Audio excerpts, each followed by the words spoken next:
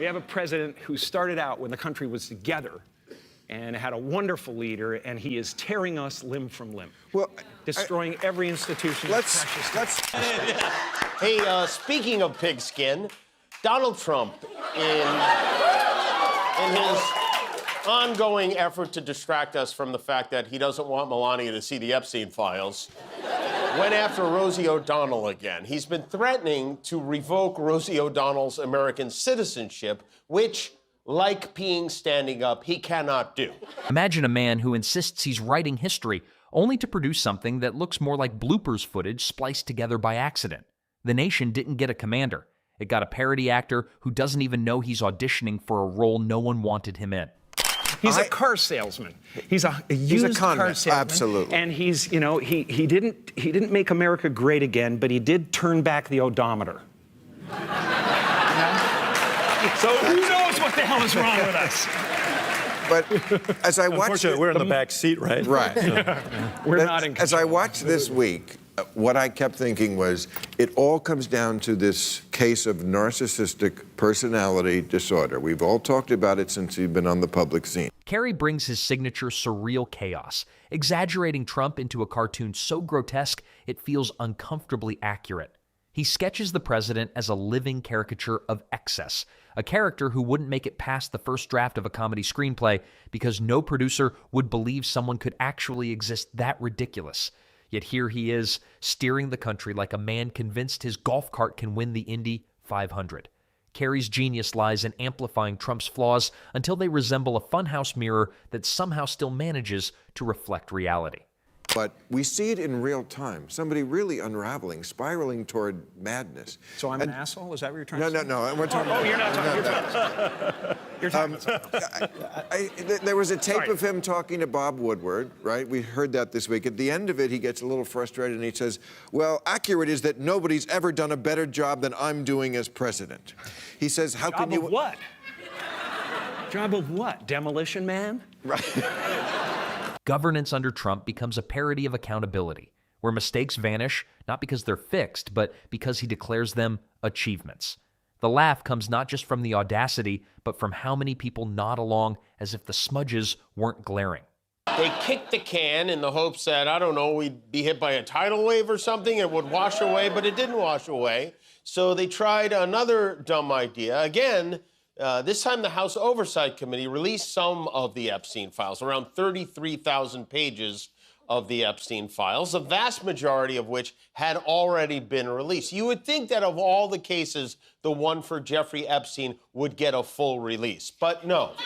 Carrey unleashes his trademark wildness to frame Trump as a performance gone off the rails. Picture a stand-up comic bombing so badly he starts insulting the audience, only to demand a standing ovation afterward. That's the Trump presidency distilled into a single act. Flops reframed as triumphs, chaos rebranded as strategy, and silence treated as betrayal. We are fighting those same evils today.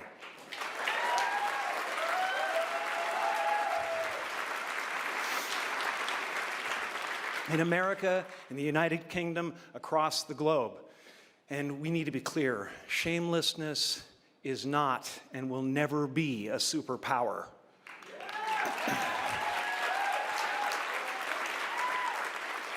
It is the mark of a villain. Kidnapping children is not what great nations do.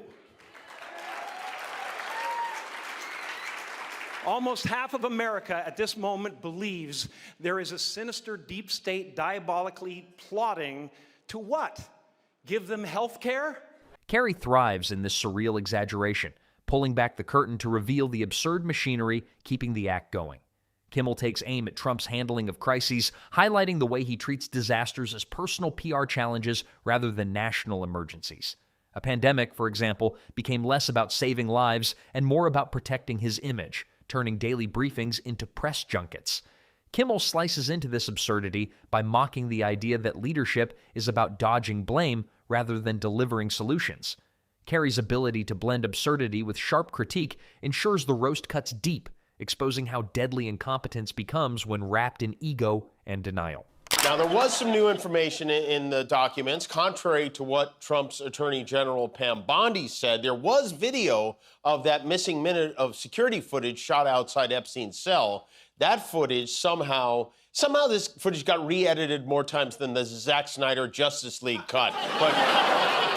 And it's a big problem for Trump because the push to release the names isn't just coming from the left. This is a bipartisan effort. It's coming from inside the House. Kimmel also zeroes in on Trump's obsession with crowd sizes, ratings, and applause, mocking the way he treats politics as a popularity contest.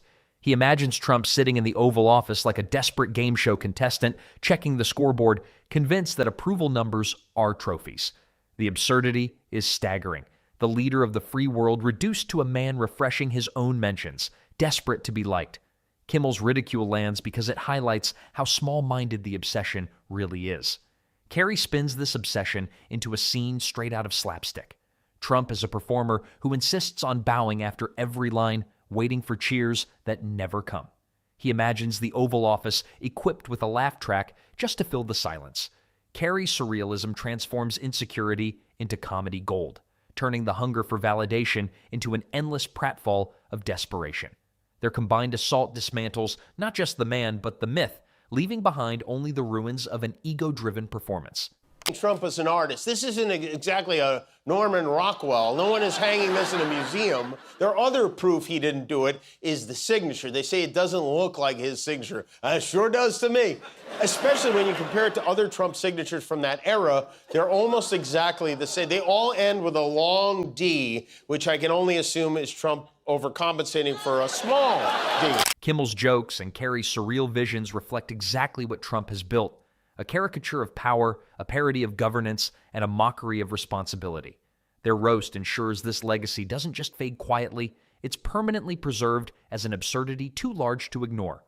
This book is 22 years old. Who would have been faking Donald Trump's signature in a private birthday book in January of 2003? The Apprentice wasn't even on the air yet. This would require an extraordinary amount of planning.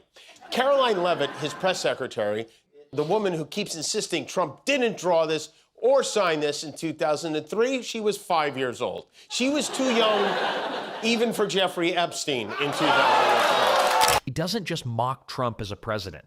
He strips away every illusion of gravitas and shows him as a man so desperate for recognition that he'd rather be infamous than forgotten.